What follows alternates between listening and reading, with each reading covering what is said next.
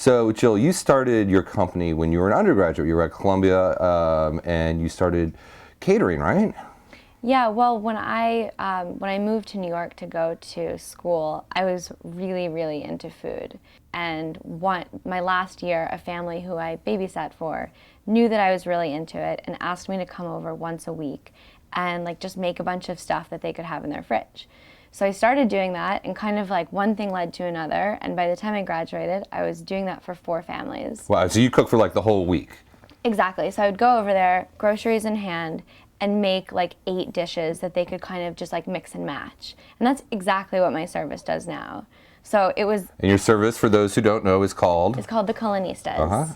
So it's a weekly home chef service, and it truly grew out of like this very, very organic need. And you're not now. I'm sure you're a fantastic chef, but you're not the only one now among the Culinistas. You have a whole group of Culinistas out there. I don't cook for clients right. anymore unless they really are nice. Unless like Steve Martin called, I'd be like, yes, I'm definitely cooking for you.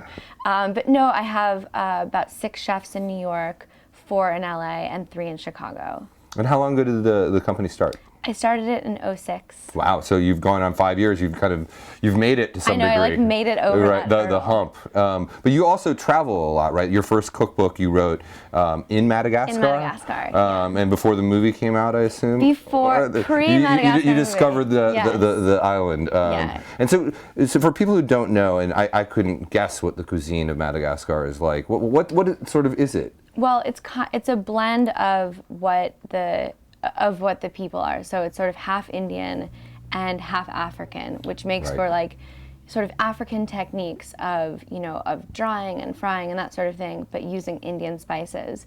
So it's really cool because I was actually in India this year writing another cookbook, and I got to see things that I saw, and I think... Where were you in India? I was in Tamil Nadu. Okay, where's that? It's sort of like southeastern. Okay. In a very small town called Karaikudi. But I was watching them and learning about Indian cuisine and thinking, oh, that's just like they do in Madagascar. So I kind of learned the opposite way. Like I learned the influence before I learned the origin. But it's really amazing to see how they're connected. And you have yet another book come out called Party Like a Culinista, which is, what does that mean? So can I party like a Culinista? Of course you can. Okay. Of course you can. So smushed in between Mankafi Sakafo, which is my Malagash cookbook, and the Indian cookbook that will be out sometime next year called The Bangla Table. I just came out with a book called Party Like a Culinista, which has nothing to do with travel. It just has to do with enjoying yourself, throwing a party, not stressing out about it, bringing people together through food, which is kind of like what I'm all about. Making slightly healthier recipes that are still delicious. You can party like a Culinista and still lose weight. Yeah, exactly. I mean, it's like, I want you to have like great food at your party, but then still be able to go dancing afterwards.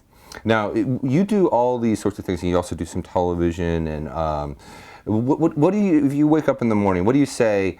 Jill, I am an entrepreneur. I am a writer. I am a travel cookbook writer. I am a television personality. What are you? All of these? I think I am all of them. I mean, I try to stay connected to really this idea of creating connection and creating togetherness. And currently that's through food, whether it's getting the word out in an article or getting the word out by having a spot on a television show. It's really all about this idea of creating connectedness and really bringing people together. So Danny Meyer said something very nice about you, and I'd love to hear your reaction. He said, you're the next Martha Stewart.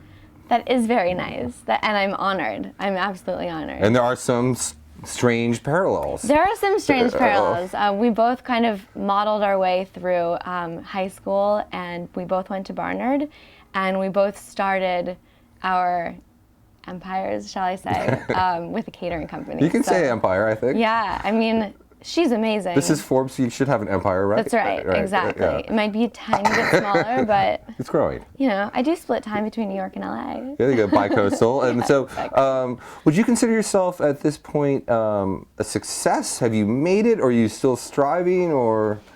Well, I'm always still striving, but this is such a non-Forbes answer, but I really define success by happiness, Oh, why is that non-Forbesy? Money is happiness, isn't it, Jill? Money can help you with happiness, but I mean, I really believe in you know, whatever the connection is to sort of yourself and how much in the flow of the universe you are, that kind of determines your happiness. This could all go away tomorrow, and I hope that I would still be, you know, a happy person. So I kind of doubt that it will. Thank you so much, Jill. Thank you.